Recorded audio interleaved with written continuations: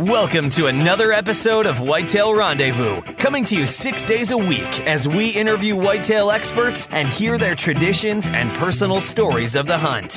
Learn more about the latest gear, discover proven tips, and the latest strategies so you can make your next hunt a success.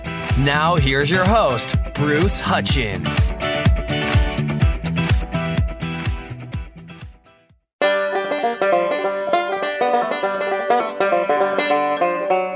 Welcome to part 2 with Dan Infalt. And this section, we're going to talk about marking the outdoors versus being a hunter.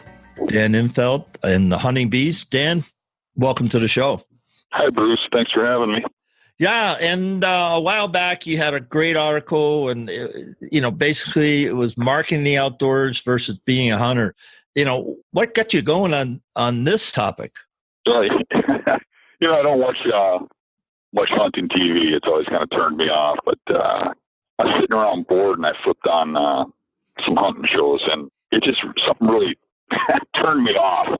And I kind of went on a rant about it. I did get a lot of hell for that article. I got a few TV hosts wrote me some nasty messages, but that's okay. Sure, I mean, if you read it, I mean, it was a little harsh, but it wasn't aimed at anybody in particular, and it was really aimed at them up in the game. It wasn't aimed at telling them they're bad people, because I don't have any offense to anybody how they hunt. I don't care if you hunt on a game farm. I don't care if you hunt on the 800 acres that you have managed and you have mock scrapes all over. I don't care about any of that. But if you're going to put that stuff on TV, what you're doing is, saying, wow, look at me, when 99% of your viewers hunt public land in the back 40. You're out of touch with them. And most of these guys got into these shows because they had a passion for hunting and a passion that they wanted to share with people. Then they get tied up into this advertising, getting the money from the advertisers, having to use the sponsored products and having to make ads and they justify what they do, by promoting this stuff and really lying to you about you have to have this to kill a deer. What they're doing is really selling themselves out. And they're forgetting that passion they had that drove them into getting into that filming in the first place. And they're just following along with a script that's been written for them so that they can get their 13 weeks every year, on TV. So it kind of set me off. Yeah, it did. Yeah, it did. Because I think my comment was, basically, I don't care how much money you have, you can't buy the hunting experience that people who are public land, DIY hunters, and the hunting tradition, freezing your butt off on all-day sits on a river. I would rather watch a show. I don't think I'm alone here, but I would rather watch a show where a guy shows his day-to-day struggles hunting just like I do. And if he doesn't kill a deer in that show, I'm okay with that. I'd just rather see the struggles of going after him and how he plays it, rather than just showing me kills and sitting there posing with a deer and talking about all the products he used to kill it.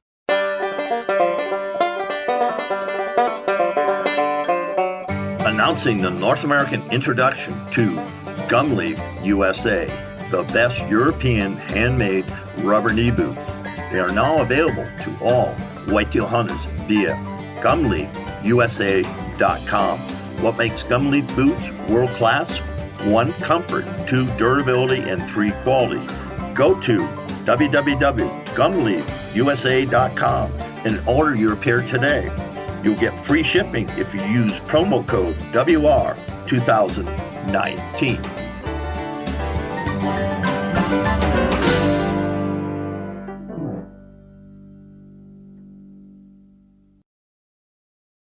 Why do you think the outdoor industry has gotten to this point?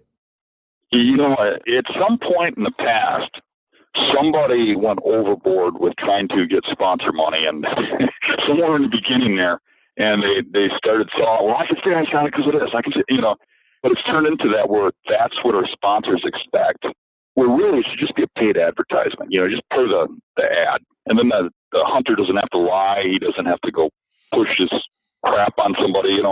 That's what I'd rather see. But it went the other direction, and they've kind of ruined hunting TV and hunting shows, and a lot of those guys just seem fake. I mean, it doesn't seem like reality for your average guy that goes out there and pounds it trying to get it done, That's one thing. And I've had a lot of, I say kids because they're younger than I am. Most people are younger than I am. And they're just doing self-filming and they just start to finish. And it's basically what you said. It's here's the trials, the tribulation. Here's what hunting is about. And it's about failing 99 times. And you have that one time that you pull the trigger or you open your fingers or however you're shooting your bow and the deal's done. As we talked earlier, you hunt 100 days a year and maybe the total amount of kill sequence, if you want to call it that, is a half an hour. Yeah. Out of 100 sits. Holy fright. There's no advertiser in the world that would pay you for that. Right. And maybe that's the crux of the problem. And if you're out there and you're who's who in the outdoor industry, my email is whitetailrendezvous@gmail.com. I'd love to talk to you about. And, because I think everybody wants to make a buck. It's a $37 billion industry. ATA is huge.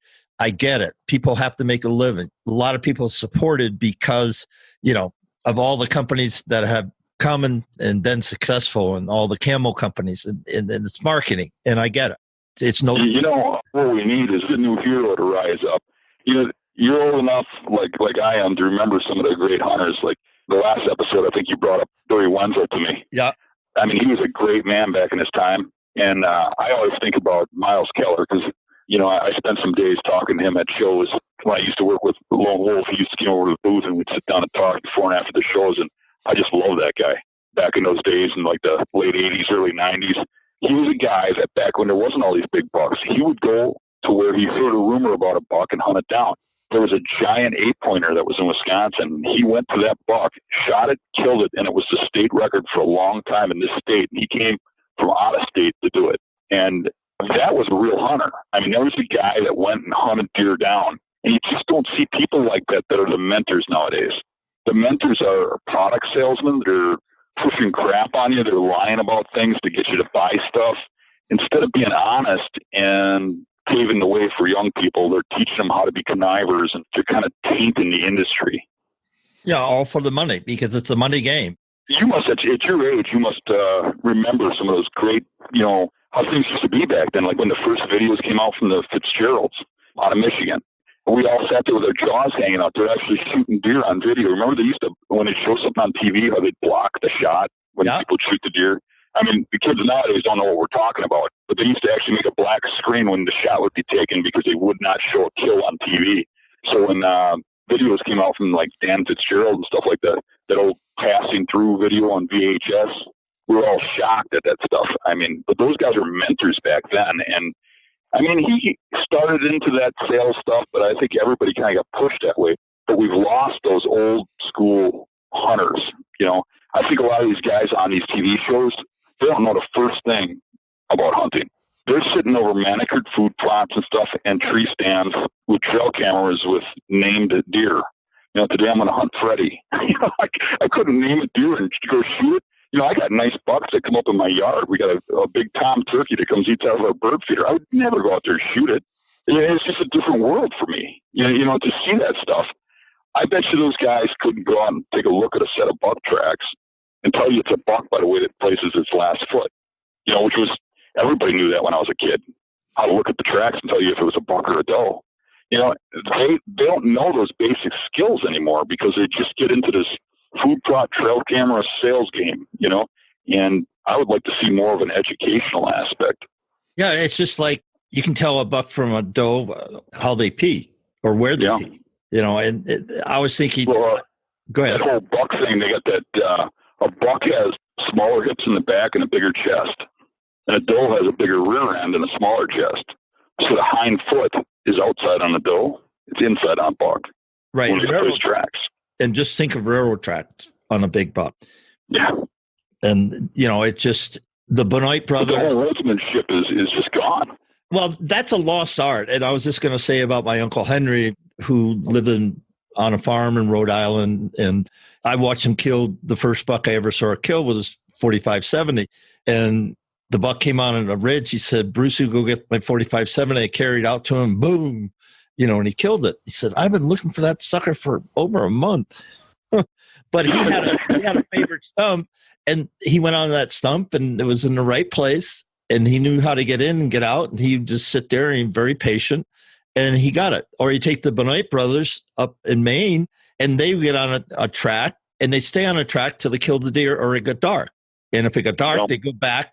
And that's how I learned how once you get on an animal, it could be an elk or it could be a deer, they know you're on them pretty quickly. And you'll see them start circling.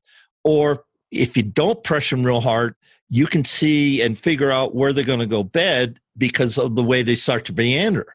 And, you know, all those little hidden, as you said, woodmanship, it's your craft. And it's been lost. And I can say that because I'm 72 years old and I know it's been lost because of the commercialization of hunting, period. And it's become, these young guys are starting to believe that you got to, you know, it's about having the right product or the right trick. I mean, you know, how many times have you been asked, well, what's the trick? What's the, you know, and you hear that so many times, you just roll your eyes. You're like, there's no trick. The trick is you got to work hard at it. This is it. This is day 3 of the Founders Launch for Deer Hunting Institute. At 12 p.m. today, the doors will close. The cart will close on Deer Hunting Institute Founders. It won't be offered again, folks. So if you want to be part of the founding membership of Deer Hunting Institute, you better sign up now. Go to deerhuntinginstitute.com/founders-invitation to sign up now. What's so special about Deer Hunting Institute? It was created to help you become a smarter deer hunter. Each month you will have many opportunities to access whitetail hunting tips and techniques from some of the best hunters in North America. As a founder's bonus, you will receive a 13-module deer hunting course. It is loaded with information about deer hunting, no matter if you're a beginner, seasonal, or 365 hunter. Again, doors closed. The cart is closing at 12 p.m. today. So go to deerhuntinginstitute.com/founders-invitation and become a founding member of Deer Hunting Institute now. Yeah, it's like being good at anything. Right. I think, you know, it's being skilled at anything, repetition and patient. And I'm not a patient hunter. I can't tell you how many times I've blown hunts just because I haven't been patient. And that's on me. I mean, it's just like, oh, you know, why don't they just wait here 30 seconds more? And, you know, that's on me. But that's okay. But the older I get, the more patient I am. Yeah. But, you know, our listeners, it's very simple. I killed my first deer in Wisconsin, 1966, with, you know, some plaid, blue jeans. I did have a pair of rubber boots that laced at the top and a red hat and a pair of gloves and a shotgun with slugs. And we were along the Bearable River outside Laval, and we hunted the farm and we drove it. I mean, we drove it with 20 or 30 guys and 10 standers, and we just drive the river, both sides of the river. And, you know, we killed a lot of deer, but that's how it was done. And then the whole thing's evolved. But saying that, it can be as simple as you want it to be. Yeah. Yeah. You know, there's 2 ways to kill a giant buck. You can earn it or you can buy it. And when you earn it, there's a lot more heart into it. I mean, you get a real feeling of accomplishment. And some people get their feeling of accomplishment by setting up a farm with food plots and scrapes and cameras and stuff. And there's nothing wrong with that. It's just not my sense of accomplishment. My sense of accomplishment is outsmarting them on their turf, on their ground, on their land, you know, where they live, going in there, not manipulating anything, just figuring them out like a chess game and cutting them off, you know. But you're unique. I mean, you're in the top 5%. It's probably even higher than that of the people that are skilled enough to do what you're doing. And there's a lot of guys and gals that we'll never hear of. They're on nobody's radar screen. And you bet. And they just kill buck after buck. And you go in their garage. And I've seen a couple of these guys, and I just go, holy freight. Did you ever score these or anything? He said, why do I want to score them? You know, I had the joy of outfoxing that deer. We ate them.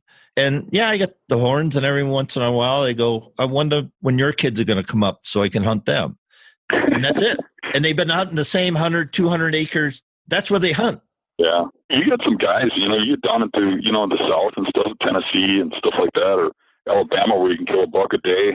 And you get some guys down there that have really become efficient killers, but you'll never hear their names or anything. I mean, the bucks only get to 100 inches when they're mature, so they're not going to be record book bucks. And they just put them on in the garage, and they just keep their mouths shut. There's a lot of people like that, a lot more than people know. It'd be nice to see a couple of those real hardcore killers that are young yet come out with some show or something, and really teach the young people, That's a good idea. So if you're one of those out of the radar guy or gal, and you got to figure it out, get in touch with me. Get in touch with Dan. You can reach me at whitetailrendezvous@gmail.com. Dan, how do they get in touch with you? Just Hunt and Beast, or just Google my name. Pops up everywhere. Yeah, it does. But, the good and the bad. Yeah, well, no tongue in cheek, but, some people just don't want. I know I have a good friend. He's from Wisconsin. He's got a barn like you have, and he just refuses. He says, Bruce, and I've hunted with him in Buffalo County, and he says, I refuse to get involved in it. I have a very successful business, blah, blah, blah, blah, and I have no desire. I've been asked a lot of times, blah, blah, blah, blah. And he says, I hunt because I want to hunt. I enjoy hunting. And he's like you. He says, I want to get on a deer and I want to kill that deer. If I hunt that one deer the whole season and don't get him, I'm good with that. And if I get him, then I've accomplished what I set out to do. And I think there's a lot of guys like that and gals. I really do. Yeah, I do. I agree. And he doesn't need the money, but there's other people that really don't care about being on the radar. When I think about the whole thing, I think that's where the transition is all of a sudden, up and comers, kids who are hunters and very successful, they're going, I don't want any part of that. I just don't want to be advertised. I don't want to have, my truck wrapped. I don't care. I really don't care. Yeah. I'm going to shoot the broadheads I shoot because they do the job. I'm going to shoot the arrows because they stay together. I'm going to shoot whatever bow I want and release I want. And, I know some guys haven't changed their gear in years. And guess what? It's still killing deer.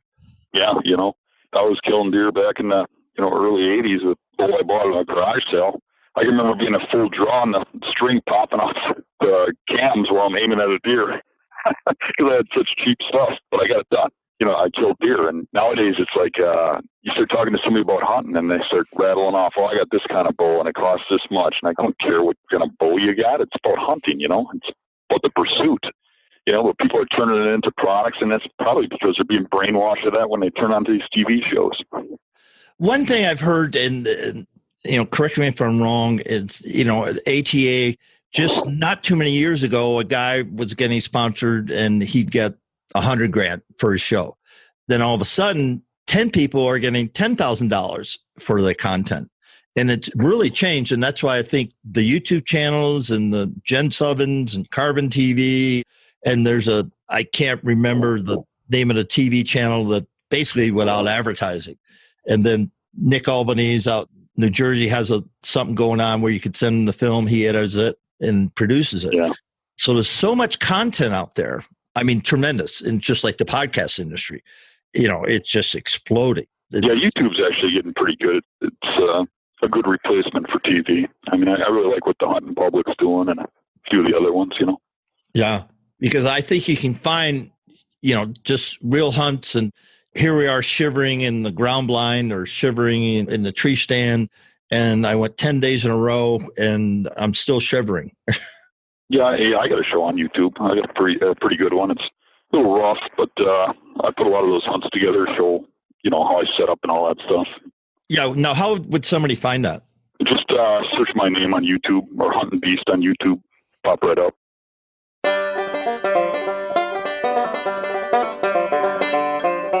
Hey, thanks for listening to the show tonight. Before we go, can I take a moment and say thank you? Listen, as we started the Whitetail Rendezvous podcast journey, we had no idea what to expect.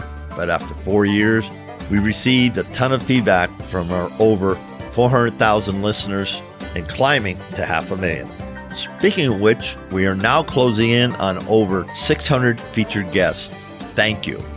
And a quick shout out to all those who have left an iTunes review and your feedback. I get those and really appreciate it. And it's awesome to see what you have to say, and we do read every single one of them. And I just want you to know that I am incredibly grateful for your kind words regarding the show. And all of the ratings and reviews help us attract more listeners. And if you're one of those new listeners, welcome. Great to have you. By the way, if you haven't taken the time to rate and review our show and like the Hunting on Private Land strategy on how to get permission to hunt a private property, go to whitetailrendezvous.com as a special gift for just rating and reviewing our show. When you get there, look for the start button to get the details. Listen, I'll share you the top technique from some of the top hunters in the country on how do they get permission to hunt on private land. I'll share with you the exact techniques they use to get permission. As my way of saying thanks for rating and reviewing the show on iTunes. So join us next time. And remember, we're all on this journey together, learning, sharing, and becoming 365 hunters.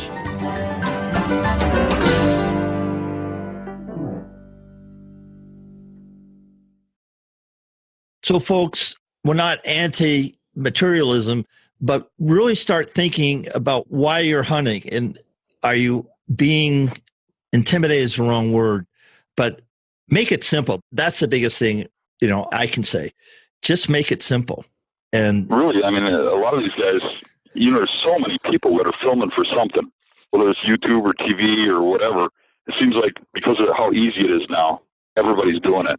And my point would be that if you've been doing this a little while, is just take a step back and think about why you got into it and go back to your passion and follow your dreams in your heart and not what some sponsor's telling you to do or what you got to do to pay for your show. If your show don't get paid for because you won't sell out, that's fine. I'd be more happy to watch you on YouTube without that sponsor than to watch you on TV lying to me about some product. I mean, follow your heart and do what you believe is right and remember why you got into it, if you're one of the guys out there filming. And that goes for gals too. And because there's a lot of great gals out there hunting and extremely successful, and they got great followings. It's social media. I just think back the world of social media and hunting, the good, bad, and the ugly. We're completely exposed to anti-hunters, and they rail on us all the time. And then we rail on each other because, well, you shouldn't have killed that little deer. Oh, I'm going to kill whatever deer I want to kill because I'm going to eat it. And it was my nephew, his first hunt. And I told him, you see a deer, it's legal, shoot it. Boom. Story's over. Yeah. And yet my 2 cents is, the hunting tradition is too important not to keep because there's so many lessons learned about life in hunting camp. Yeah. All people need some sort of release. You need something to do, and for some it's sitting on a bar stool. For some it's chasing women. For some, it's playing sports. For us, it's hunting. And I see that the hunting world is a real great direction to go. I mean, it's ethical, moral. You're doing good things, and your family should support that, more than some of the other things you could be doing. But, you're going to go out and you're going to do something on your free time. And I just think that the hunting and the chase for these bucks is a good moral thing to do. And with that, we're going to close this segment of Dan Infalt times 3. So, Dan, thanks so much for being on the show, and I can't wait for the next session. Thanks for having me. Thanks for joining us. Be sure to tune in tomorrow for another episode of Whitetail Rendezvous, where you can listen and learn from the experts so you can be more successful on your next hunt. Until next time, listen, learn, and succeed.